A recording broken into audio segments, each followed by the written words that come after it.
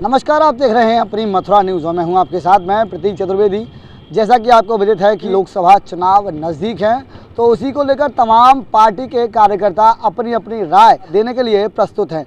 तो उसी में हमारे साथ में आज मौजूद हैं एक खास शख्स जिनका नाम है पंकज चतुर्वेदी, जो कि लगातार यमुना मुक्ति आंदोलन में लगे रहते हैं और भाजपा के एक वरिष्ठ पदाधिकारी भी हैं। तो जानेंगे इनसे कि लोकसभा चुनाव के विषय में क्या कहेंगे और विकास के विषय में क्या कहेंगे। जैसा कि अब चुनावी सरगर्मी बढ़ गई है और सभी लोग अपने अपने प्रत्याशियों पर दाव लगा रहे हैं, जैसा कि आप भी भाजपा के समर्थक हैं और भाजपा के पदाधिकारी भी हैं, तो क्या लगता है अब की बार 400 पार हो पाएगा?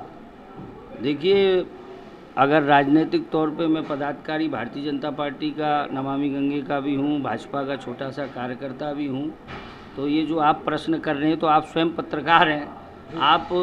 मैं आपको एक बात कह दूं, इस समय पूरे देश में एक ही लहर है, वो मोदी लहर है। और आदरणीय मोदी जी और प्रदेश के मुख्यमंत्री योगी जी के कार्यों को डिपेंड करते हुए हम तो किसी को टक्कर में मान ही नहीं रहे।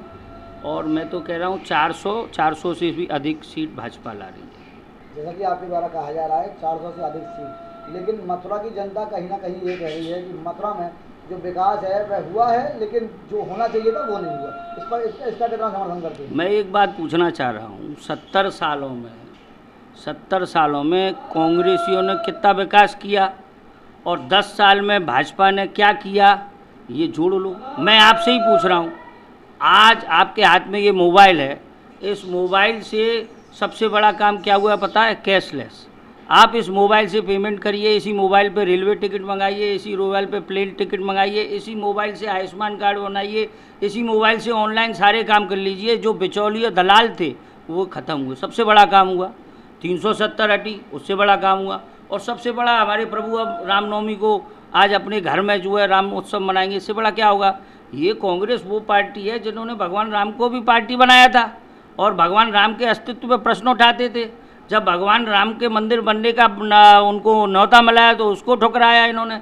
ये तो हमेशा कम्युनिस्ट मानसिकता ये रही है। और ये जो अब सनातनी बन रहे हैं और हिंदू बन रहे हैं, तो मैं एक बात कहना चाह रहा हूँ, मुस्लिमों का अगर तुष्टीकरण किसी ने किया है तो वो कांग्रेस ने किया है। मैं बताता हूँ, आज तक मुस्लिम समाज के बच्चे कितने इंजीनियर और कितने डॉक्टर हैं? भाजपा ने तो आगे 3 तलाक को उनकी महिलाओं की रक्षा करी। भाजपा ने वो होममेड जो काम शुरू करे हैं घर के अपने अपने, उनमें मुस्लिम बच्चों को, स्टूडेंट को वो कर रहे हैं, मदरसे में मदद कर रहे हैं। तो ये तो कांग्रेस। जब चुनाव भी प्रारंभ हो गया है तो तमाम पार्टियां अब अपने अपने जो समर्थक हैं उनसे वादे करने में लगी हुई हैं।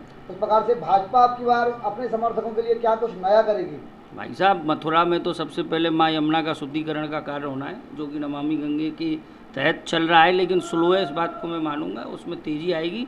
और मथुरा में अब तो अयोध्या, काशी के बाद महाराज योगी जी मुख्यमंत्री स्वयं 4 बार सभा में कह गए कि अब मथुरा की बारी है। तो आप इस इशारे को समझिए कि मथुरा में अब इतना काम होगा जिसको आप सोच नहीं पाएंगे। अयोध्या से भी सुंदर अब भगवान कृष्ण की नगरी बनेगी।